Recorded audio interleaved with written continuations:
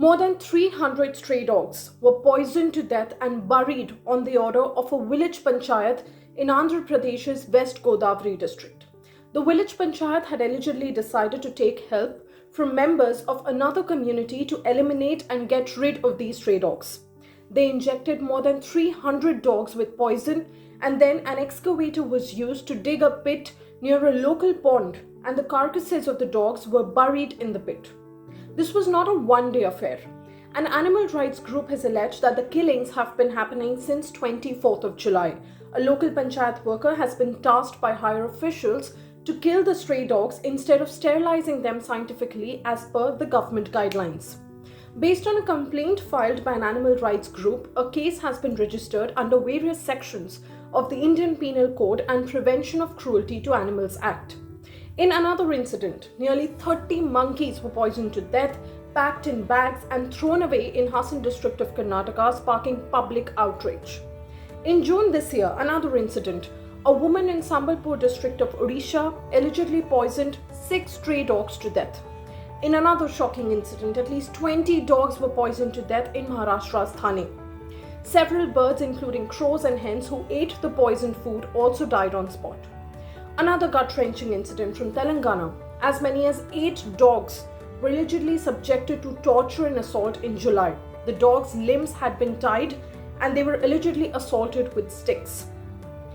India has witnessed horrendous cases of animal abuse in the past few years. Animal cruelty in the country has been on a rise, even though there are punishments against such inhuman practices, and these instances are unforgiving and just go on to show that we have failed as humans. Recently, netizens in large numbers demanded amendments to the decades-old Prevention of Cruelty to Animals Act. Now, this act dates back to 1960. The law stipulates punishment and or fine for animal cruelties, but animal activists have time and again described the punishment as meager and not enough.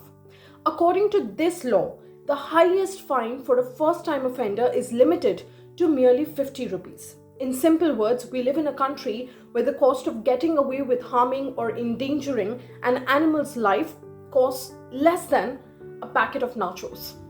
Early in February this year, the government prepared a draft to amend the act and proposed a penalty of 75,000 rupees or 3 times the cost of the animal, or jail up to 5 years. 3 categories of offences were proposed in the draft, which include minor injury, major injury leading to permanent disability, and death of an animal due to cruelty. Different penalties have been prescribed that range from a fine of 750 rupees to 75,000 rupees and jail term up to 5 years for different crimes. Now, when we talk about animal cruelty, it does not just include beating, thrashing, poisoning, or killing an animal. A Delhi-based YouTuber recently made a video of his pet dog tied to a number of hydrogen balloons with which he made it fly. This is also animal cruelty. On multiple occasions, people have thrown acid on animals, shot them, thrashed them, raped them, and committed every brutal crime possible. The moment there is a threat of stray dog menace, killing them in one go seems to be the only option for several people. On papers, India has laws to prevent crimes against animals. But has it been able to stop such heinous crimes? No. Why?